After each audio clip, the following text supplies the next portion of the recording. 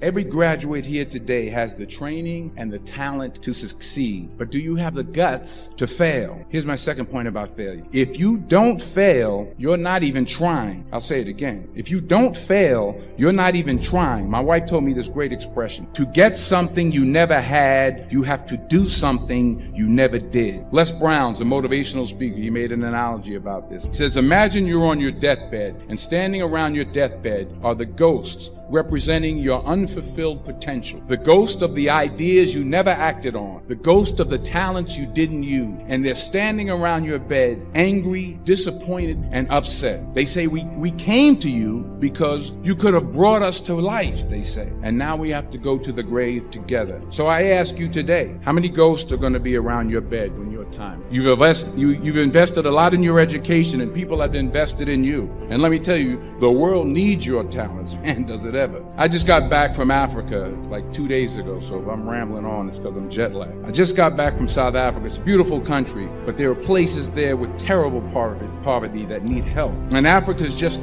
the tip of the iceberg. The Middle East needs your help. Japan needs your help. Alabama needs your help. Tennessee needs your help. Louisiana needs your help. Philadelphia needs your help. The world needs a lot, and we need it from you. We really do. We need it from you young people. I mean, I'm not speaking to the rest of us up here, but I know I'm getting a little grayer. We need it from you, the young people. Let's remember this. So you got to get out there. You got to give it everything you got, whether it's your time, your talent, your prayers, or your treasures. Because remember this, you will never see a U-Haul behind a hearse. The better you lead, the more you'll succeed. The better leader you are, the larger organization you can develop. The better leader you are, the larger your following, the greater your influence will be. The law of the lid is an amazing law, and it basically says that as you learn to lead, you will grow and be more successful. And the better that you lead, the more successful you will become. Now, for teaching purposes on the law of the lid, I want you to look up at me and let me just give you a visual so that we can kind of make sure we got this, okay? If let's say, for example, if this is my leadership lid, this is how well John Maxwell leads, okay? This is my lid. I don't go any higher than this lid. This is my leadership lid. This is how well I lead. And let's just say I'm an average leader. So it's a 5. I'm a 5. I'm from a 1 to a 10, I'm a 5 leader.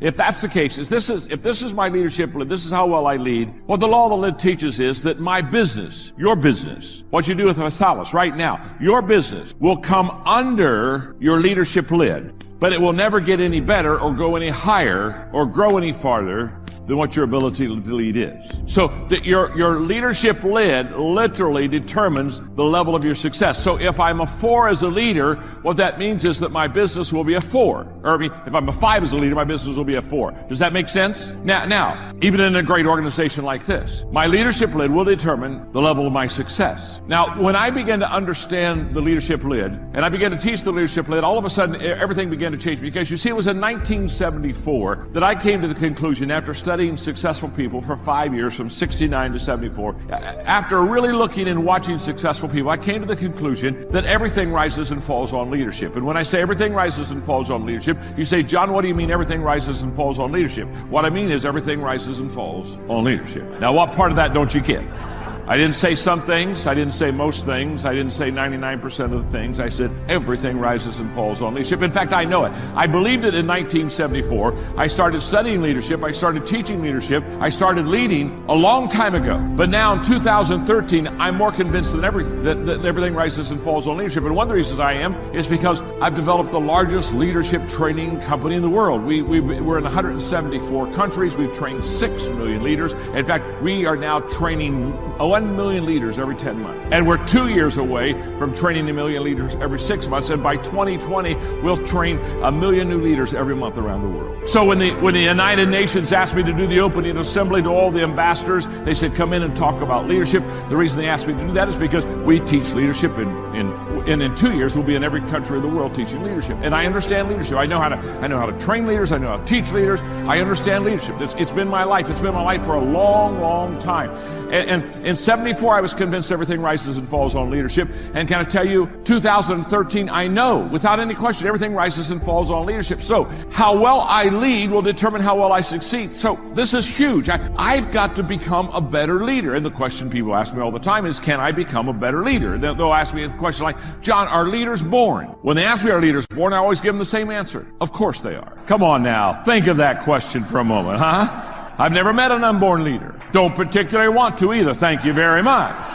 So when they ask me, are leaders born? I know what they're not really asking, are they born? What they're really asking is, are there some people when they're born, they got it? And some people when they're born, they don't got it. And if you got it, you go to the front of the line. If you don't got it, you go to the back of the line. That's what they're asking. And I've got great news for you. And I do believe, I have no question about it, that there are some people that are born with what I call leadership leanings. No doubt about that. Just like some people are born with kind of a musical leaning. No doubt. But the great news is, because I've done this for so long, and I've done this with so many over such a long period of time in every country of the world, what I know is you can learn to lead. You can learn to lead. You can learn to be a better leader than you are right now. You can grow as a leader. In fact, look at the person you're sitting beside and say to them, even you can learn to lead.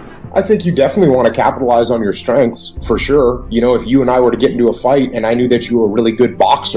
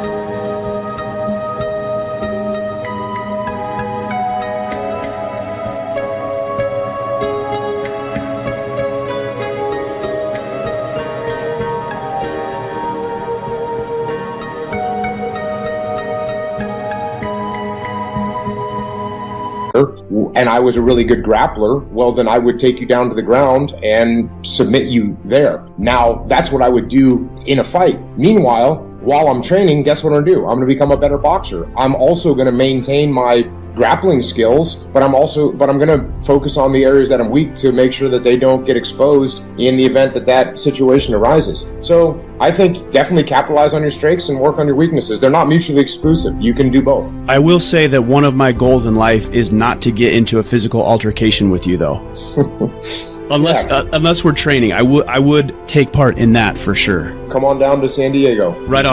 I'm definitely going to take you up on that. So, Jocko, have you always been disciplined? I mean, where does this come from? Is this ingrained in you? Were you born disciplined? Were there times in your life where you were not disciplined? Oh yeah, I was kind of a crazy kid growing up. I actually was pretty rebellious. And for me, growing up in a small New England town, probably the most rebellious thing that I could do was join the military, because most kids either stayed in town and became house painters or landscapers, or they went off to college and pursued some kind of a career. Not many people from where I'm from joined the military. So that's one of the most rebellious things I could do was join the military. And I think what led to that was I was a little bit of a rebel against kind of the mainstream kids that I grew up around that were smoking pot and listening to hippie music. And I actually went in the other direction and was into kind of hardcore music and metal music, and that attitude that I learned from that kind of music sort of directed me in this thought process when I was young, and it just kind of carried through. And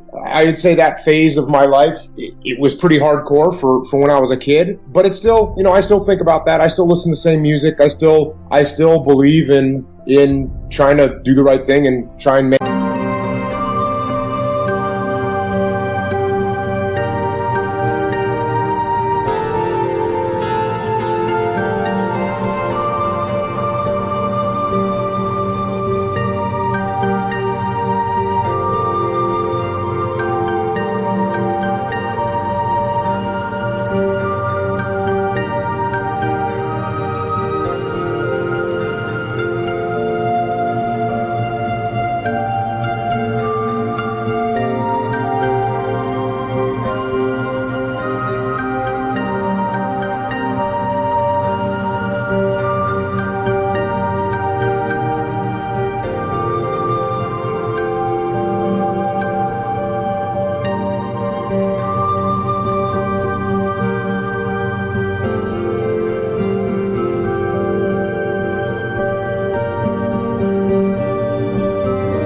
maintain discipline in what I'm doing. How did your perspective change when you joined the military? Joining the military was great for me because it was a blank slate. When you're a kid, and when I was a kid, and I think a lot of kids have this problem. When I say kids, I mean people between the ages of 7 and 27.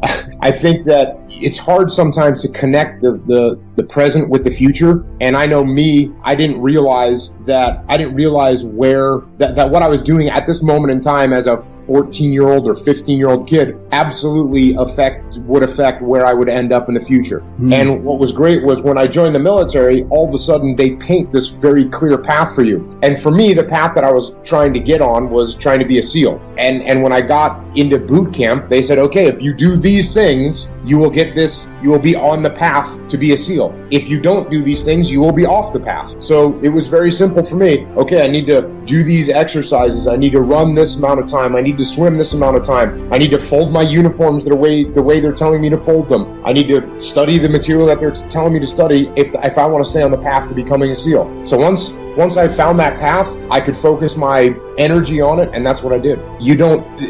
I had a very clearly defined path that I did define it for myself. I wanted to be a SEAL. And so that's a very clearly defined path for me. A lot of people, they don't know what it is that they actually want to do. And so when you don't know what you want to do, there's no path to be on, so you can just wander wherever you want. And what I would say is, even if you don't know where you want to go, there are certain fundamental things that are going to help you no matter what path you want to be on.